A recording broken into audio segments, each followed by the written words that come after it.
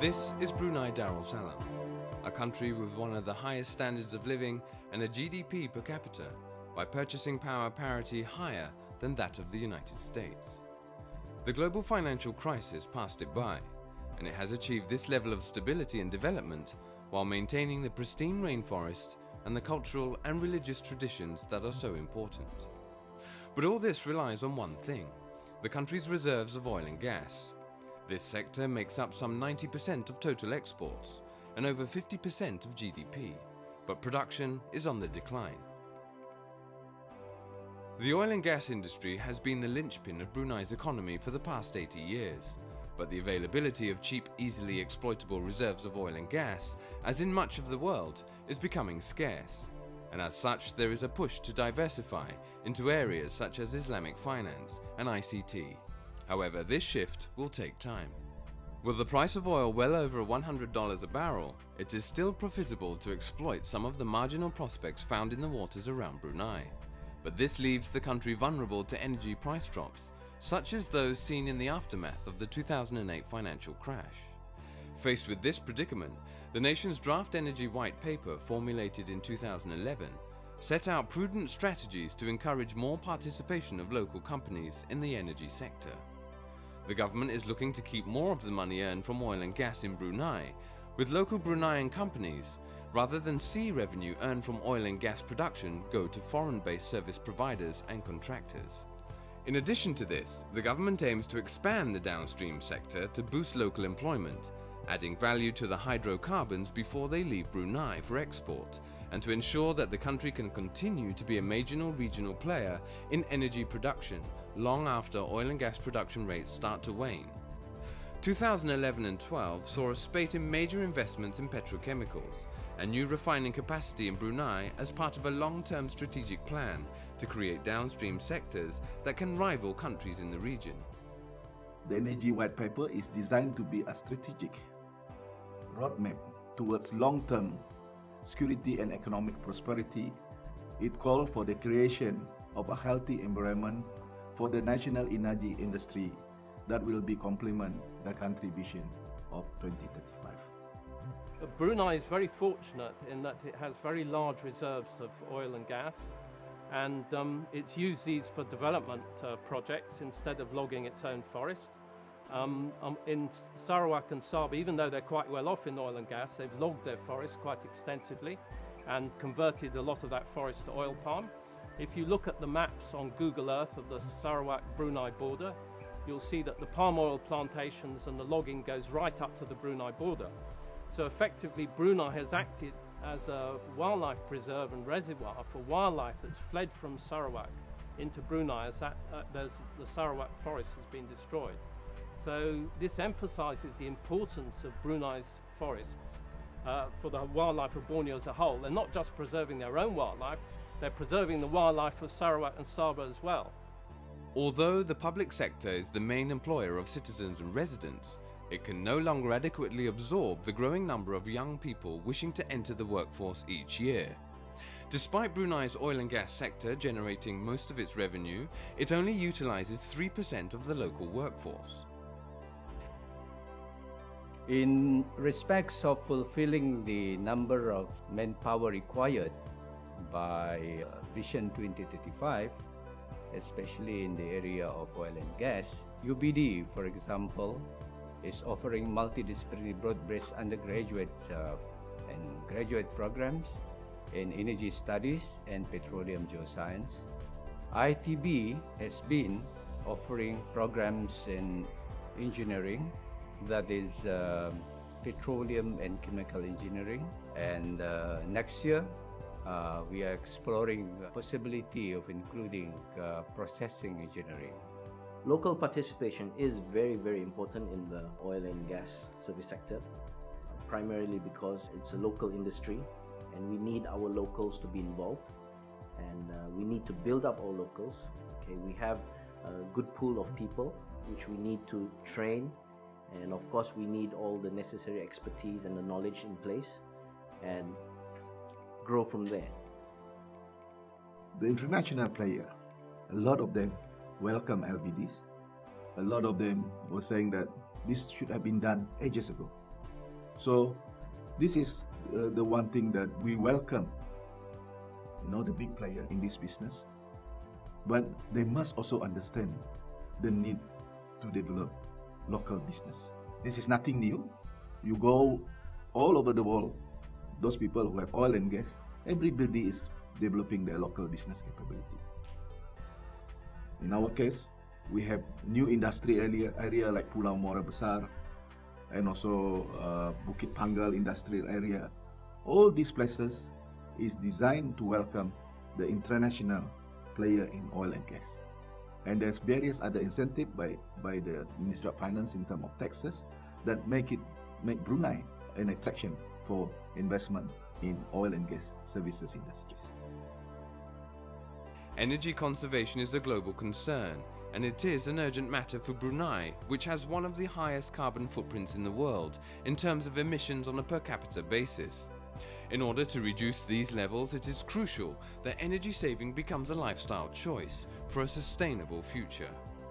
Do you know that we are number 12 among 198 countries in terms of energy intensity per capita? This is really not very good to be, we are the highest in Asia. Again, this is what we don't want to be. We want to be the bottom in Asia. EEC is very important to us. The current energy expenditure to the government is about 2 billion Brunei dollars. Just imagine for a country of less than 400,000, we're spending 2 billion Brunei dollars. We are also part of a global society.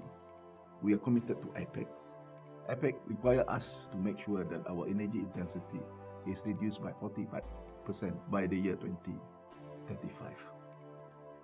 We are making steps to ensure that we meet this 45% in the reduction of our energy intensity, that we have what we call the National Committee on Energy Efficiency and Conservation, basically co-chaired by myself, Ministry of Development and Ministry of Communication.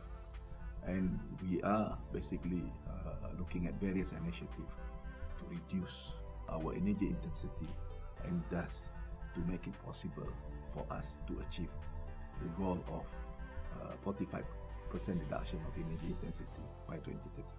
When we're talking about energy efficiency and conservation, people think about electricity more. So on term of the years, we are now still continuously putting more strong words towards to energy conservation, to the more on public awareness at the moment. But when you look at what is our 3 milestone on combined cycle, this is whereby now we are looking at to enhance our power generation efficiency. This is what we are trying now to do, to take the initiative of energy conservation. In the region, industrialization-led economic growth based on the development approach of grow first, clean up later has been synchronous with rapid urban population growth, land use change and major environmental problems. This hindsight provides Brunei with the opportunity to work towards a policy of energy use that places sustainability at its core. The beauty of Brunei now is a self-sufficient energy supply. We have our own resources and we produce our resources to make electricity supply, reliable electricity supply continuously and safe. And we manage our own resources. That is the beauty of Brunei in terms of energy resources now.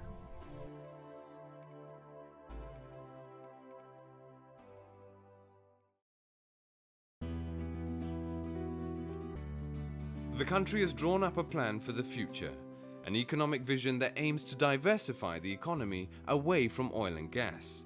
If it works, Brunei's economy will evolve in a sustainable way, securing the future of the culture, environment and its people. The tourism industry is an important part of Brunei's economic diversification plan, and it is working towards developing targeted niche segments in its tourism sector, building on strengths such as nature, culture and faith. The nation continues to make efforts to promote it without compromising the environment. Brunei is a country of peace and tranquility. It's the gateway to the rainforest of Borneo. It has tremendous potential in terms of tourism.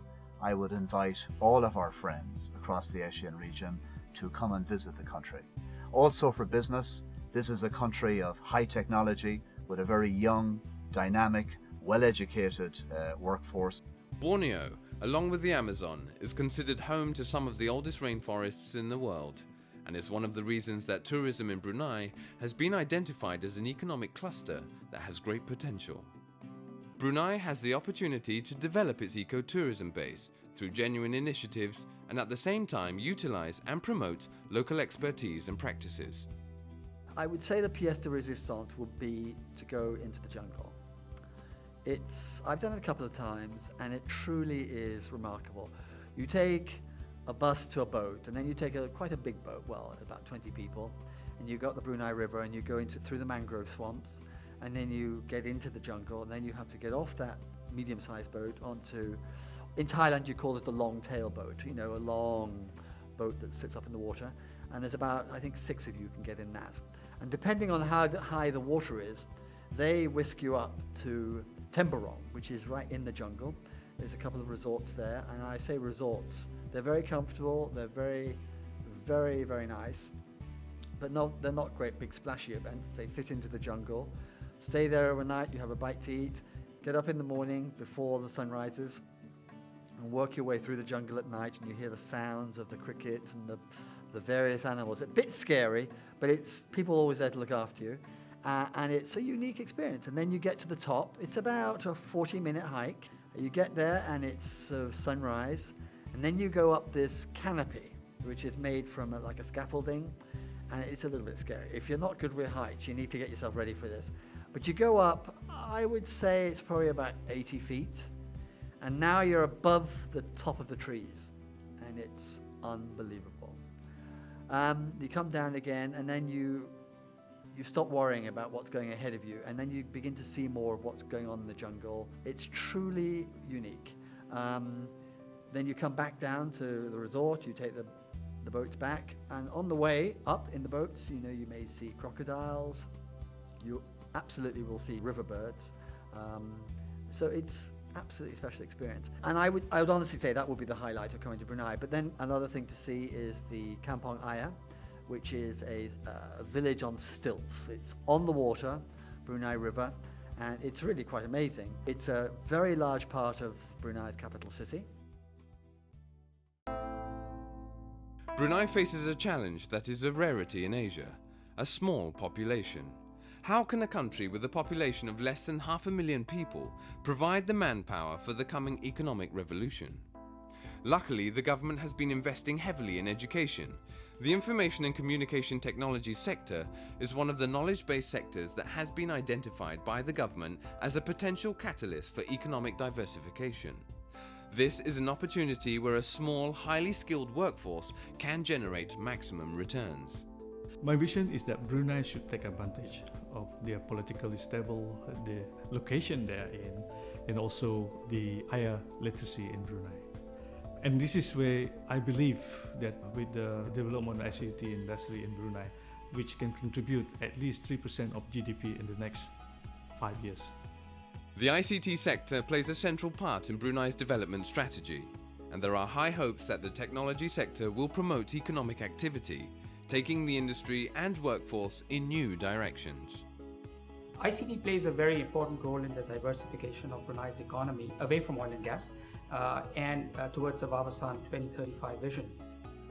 Telbu shares the 2035 vision, and we acknowledge that the availability and the use of ICT will positively affect the country's international competitiveness, will facilitate economic diversification, and also increase productivity and efficiency.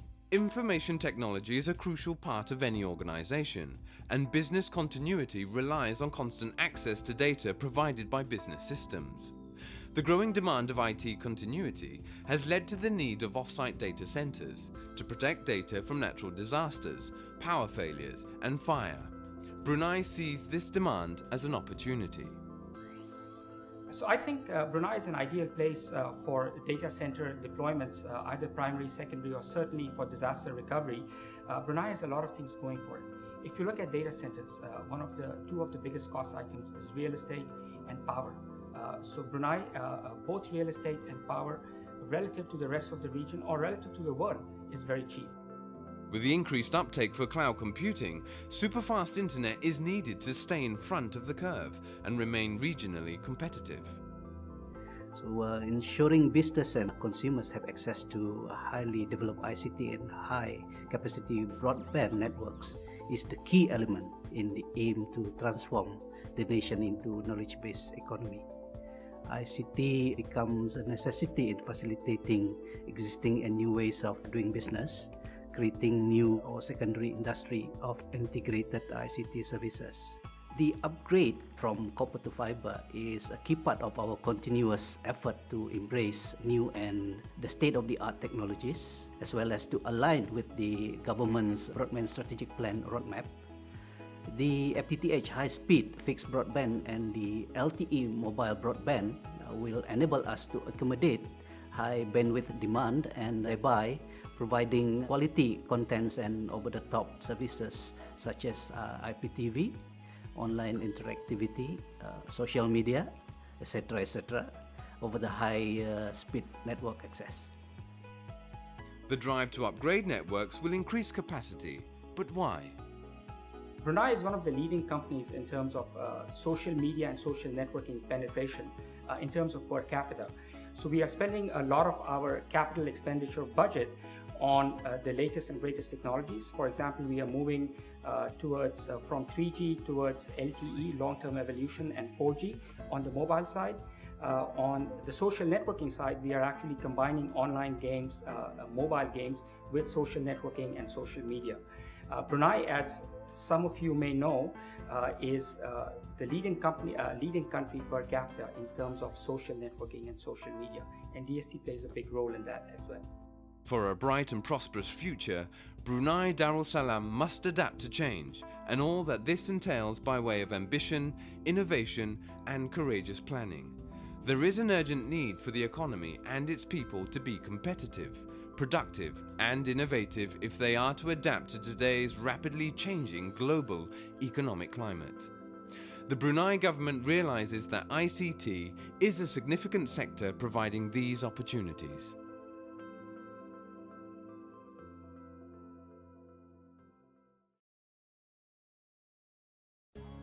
Expansion of the Islamic finance sector is a major focus of the government plan for the future. Islamic finance has witnessed rapid growth around the Muslim world over the last decade, and Brunei, with its virtually tax-free environment, is ideally suited for an Islamic financial center. Overall, the Islamic banking sector in Brunei is approximately about 40% of the overall banking market. Bearing in mind that this is a relatively new sector for the country, the conventional banking has been there for ages, whereas the Islamic banking sector has its introduction about 20 years ago. We have seen that it has actually achieved quite a robust growth. That's basically purely in the banking sector. Of course, we have a large and a vibrant Islamic insurance sector, or takaful, and together the Islamic banking sector as well as the Islamic insurance sector jointly account for nearly 50% of the overall financial services sector in Brunei. Takaful, which means mutual protection or joint guarantee, is a system of Islamic insurance. Since its establishment in the early 1990s, the Takaful sector has developed rapidly in Brunei Darussalam and is an instrumental component of the Islamic finance sector in the country. When I look at Brunei and when I look at the Islamic banking sector, I see that in a lot of large markets, financial institutions as well as others are constantly looking for ways in which you can test a particular concept in a small area, and then if it is successful, then you can introduce it to a larger world.